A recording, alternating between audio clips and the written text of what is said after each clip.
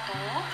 Gimana kabarnya nak? Semuanya sehat ya nak? Alhamdulillahirrahmanirrahim. Oke nak, hari ini kita ketemu lagi dengan pelajaran tematik. Kali ini kita akan membahas tentang keberagaman suku bangsa. Ya, Indonesia terdiri dari beberapa pulau dan setiap pulau biasanya memiliki banyak sekali suku. Yang pertama ada Pulau Sumatera. Nah, Sumatera ini memiliki suku Aceh, Melayu, Batak, Minangkabau, Mentawai, dan lain sebagainya. Yang kedua ada Pulau Jawa. Di Jawa ada suku Sunda, Baduy, Betawi, Jawa. Kalau kalian dari suku mana?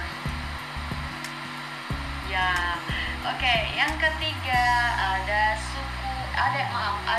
Pulau Bali dan Nusa Tenggara. Di sana ada suku Bali, Sasak, Dompu Sumba, Ende, dan lain sebagainya.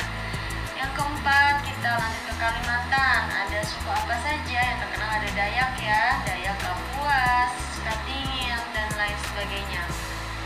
Yang kelima ada Sulawesi. Di Sulawesi itu ada suku Minahasa, Tolang, Toraja, Makassar, Gorontalo, Mandar, dan lain sebagainya. Yang berikutnya itu ada Pulau Maluku. Di Maluku ada suku Ambon, suku Ternate, Morotai, Tanimbar, Seram, dan lain sebagainya. Dan yang terakhir ada Papua. Di wilayah Papua ini ada suku Asmat, Dani, Yapeh, Misol, Biak, dan lain sebagainya. Nah, suku-suku ini adalah beragam dan ini termasuk kekayaan yang ada di Indonesia ya. Kenapa ada banyak suku di Indonesia? Ini tidak terlepas dari sejarah nenek moyang kita. Jadi nenek moyang kita itu adalah dari bangsa Yunan yang asalnya dari Tiongkok Selatan. Jadi mereka itu berpindah dan dibagi menjadi dua gelombang perpindahannya. Yang pertama, gelombang pertama itu 2000 sampai 5000 sebelum Masehi, disebut juga sebagai bangsa Proto Melayu atau Melayu Tua. Dan mereka memiliki dua jalur ya. Ada yang lewat jalur pertama itu dari Yunan melalui Filipina baru ke Indonesia. Yang kedua itu dari Yunan melalui Malaysia terus baru ke Indonesia. Nah, yang gelombang kedua orang Yunan tadi itu 5000 sebelum Masehi. Jadi dari Asia ke Thailand dulu, ke Malaysia, baru ke pulau-pulau Indonesia. Dan kebudayaan ini sudah dipengaruhi oleh budaya Vietnam. Nah, anak-anak,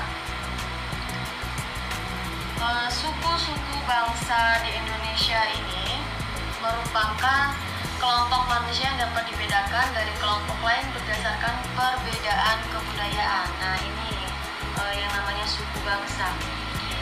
Nah, kita asalnya itu dari suku bangsa Negrito. Ciri-cirinya sama kayak orang Papua itu, kulit hitam, rambut keriting, dan tubuh pendek. Yang kedua ada suku bangsa Wedoye, cirinya sama dengan suku Kuku di Jambi, Gayo, Mentawai, dengan tubuh sedang, kulit sawo matang, dan rambut hitam. Nah, yang ketiga ada suku bangsa Melayu. Suku bangsa Melayu ini merupakan pendatang yang tersebar menempati daerah di kepulauan Indonesia. Nah, dibagi menjadi dua, yaitu golongan Melayu Tua. Jadi mereka mempunyai kebudayaan asli yang belum dipengaruhi oleh kebudayaan lain. Mereka masih menganut kepercayaan animisme dan dinamisme, contohnya suku Dayak, Toraja, dan Batak. Nah, yang kedua ada golongan Melayu Muda. Itu kebudayaannya sudah dipengaruhi oleh kebudayaan lain yang dibawa oleh pedagang dan pelaut yang tersebar di seluruh Indonesia. Contohnya ada suku Jawa, Minangkabau, dan suku Bali.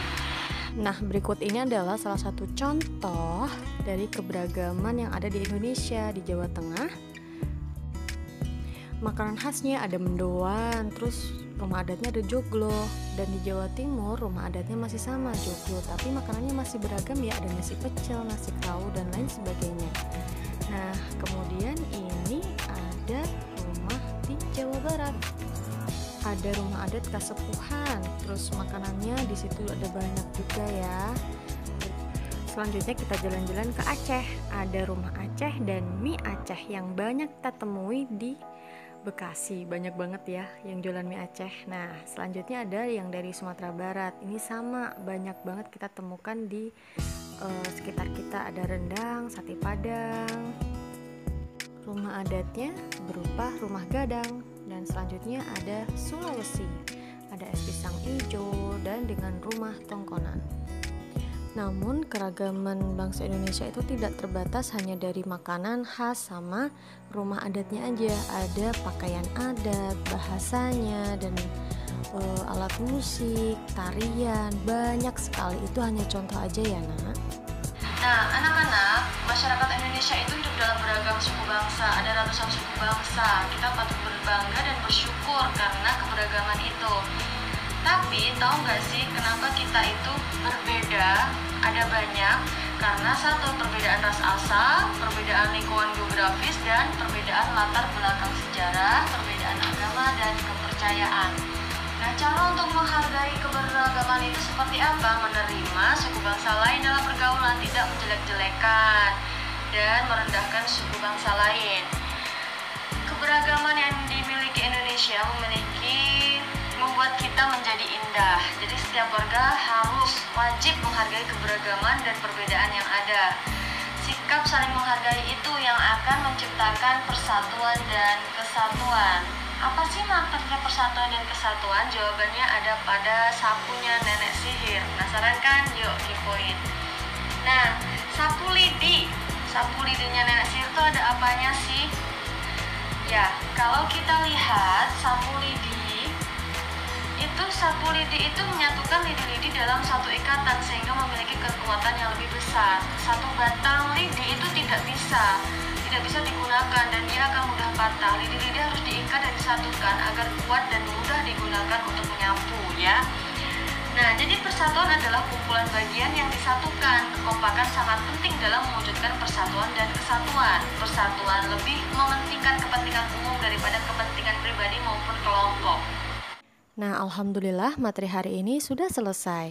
Semoga ilmu yang kita pelajari hari ini bermanfaat untuk kita semua di kemudian hari ya. Terima kasih untuk perhatiannya. Wassalamualaikum warahmatullahi wabarakatuh.